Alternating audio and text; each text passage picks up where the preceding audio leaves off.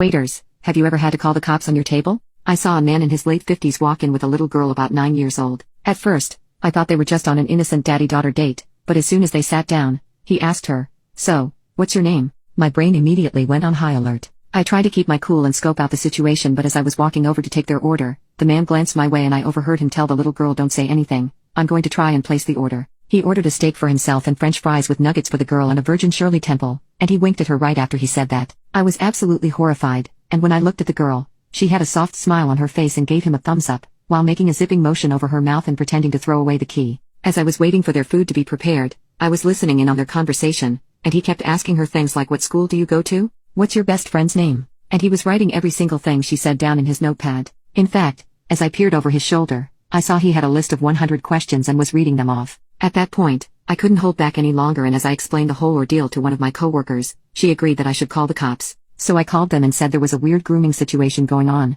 and within 5 minutes, they were at the door. I led them over to the table, and the girl started crying as the man was led outside of the restaurant for questioning. I heard the cop tell the girl, "Don't you worry, we won't let him get you, you're safe with us," but that made her cry even harder. She kept asking for her mommy, so we dialed her mom, who showed up at the scene within 5 minutes, and she was livid. She started yelling at us all, calling us unprofessional, and I had no idea what she was on about until she explained that the man who was dining with the girl was her father, and he had just gone through a traumatic brain injury and was working on getting his memory back. It was their first daddy-daughter date since he'd been released from the hospital, and this was huge progress for him. Let me just say that they took their food to go, and I comped their check.